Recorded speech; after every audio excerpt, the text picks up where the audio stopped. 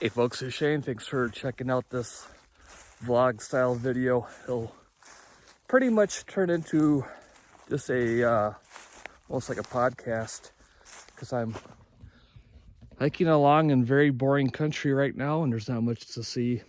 And you don't want to see my mug on a shaky camera the whole time. So what I'm doing is recently I bought a couple of these Meshtastic devices that use LORA protocol. Pretty cool thing. Off-grid, offline. Obviously, you gotta download the app and buy these things and all that kind of stuff. But when they're set up, they can be used as a mesh network for the amateur radio operators. Very similar to Arden, only a lot less complicated. And not quite as feature rich, but it has some features that Arden doesn't, like not needing an amateur radio license to do them, being able to use encryption. But the downsides are with using encryption and no license, very low power, but these things are made for that. The two devices I have, their max output is 30 dB, which I believe is 1 watt. But they also have a feature in the firmware in the app that if you add your call sign for amateur radio, you can transmit using up to 10 watts of power. Obviously, you can't use the encryption, so with privileges comes responsibilities and limitations, if you will. No free lunch. But where I see this, I see this for getting more people in my inner circles better set up for offline communications, off-grid communications, for 3 reasons. First off, it's fun. It's something to mess around with. And then, like in my area right where I'm at now, I don't have any cell phone coverage. So other people hiking around with me here, if they don't have the radios, we can use this Meshtastic to talk to each other. I just said this in an earlier video. I'm trying to get more people with an amateur license, but there's that test. That's a big old roadblock, right? It's not that complicated. Anybody can take it and pass it for the most part. It's just for the average person, the topic is incredibly dry and boring and frustrating because you're like, why do I need to study all this crap? I just want to push the little push to talk button and talk. We all get that. So I think this would be a good gateway for a lot of people, especially those that have zero interest in amateur radio, because it's a free app. Everybody knows how to download an app onto their phone. You just purchase one of these little devices offline, or online, I should say. Amazon, eBay, Etsy, AliExpress, whatever. A little fiddling around, sync them up, and bam, away you go. You're sending text messages. Everybody knows how to text message. So there's next to zero learning curve. And what really intrigues me about that is the mesh network is the mesh network itself. It's very cool because it doesn't need any infrastructure. Each device becomes the infrastructure. You build it yourself. You're not relying on AT&T or T-Mobile or Verizon or Chartered Communications or whoever, DirecTV, whatever. There's no payments, there's no changes in your plan, no blockouts, and people can't turn it off, which may or may not be a concern for you. And no cell phone towers needed, no internet, just these devices within range of each other. And the more people you have involved, the more that range grows because of the mesh, the web that you're forming. So very cool. I like that a lot. I see that very practical, very useful. Bad weather or bad people in the area, you can communicate well and all that kind of stuff. So I like this idea a lot.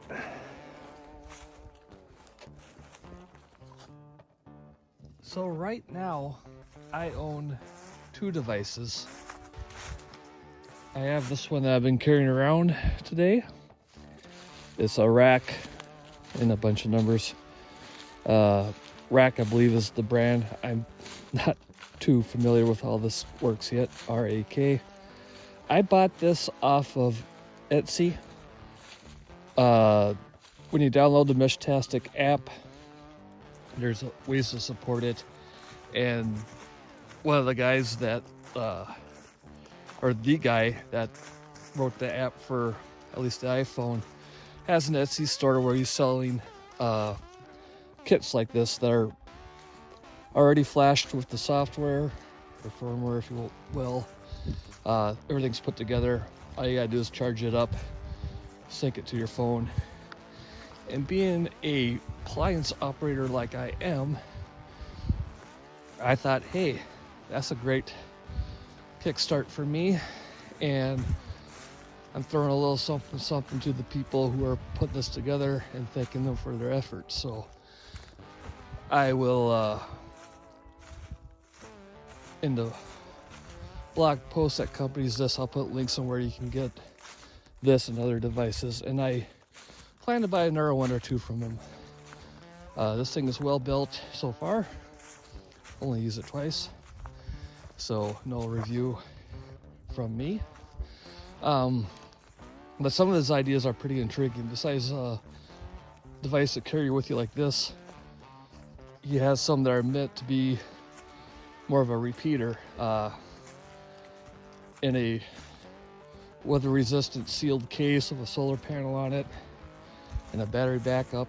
Is kind of an interesting thing. So I'll be buying something like that for sure. Then a few other brands and stuff. I just want to try a few different things and see what works best for me. Having a few extras won't hurt, because I can turn the ones I don't carry with me into, like I said, you can set them up just as a repeater basically, and I can have one on the roof of my house all the time, keep one in a vehicle, keep one on a pack, that kind of thing. And since I'm not going to be talking to myself, what better way to get friends and family into this than giving them one of these things and showing them how to get going. Plant that seed, get them to get more for themselves and family and friends, and then the whole thing kind of spreads through the area. That's my goal, is to build a grassroots sort of mesh network, not necessarily belonging to any radio club or group of any sorts, just friends of friends of friends of friends. Just let it grow. The cool thing is, on this mesh network, say I want to send a message to a friend of mine and they're not the direct radio that has to hop between radios, those other people won't be able to see or even really know that there is a message sent unless they look at the data files on the device. They won't get an alert. They won't be able to read the message. It just bounces off their device onto the next one, so to speak.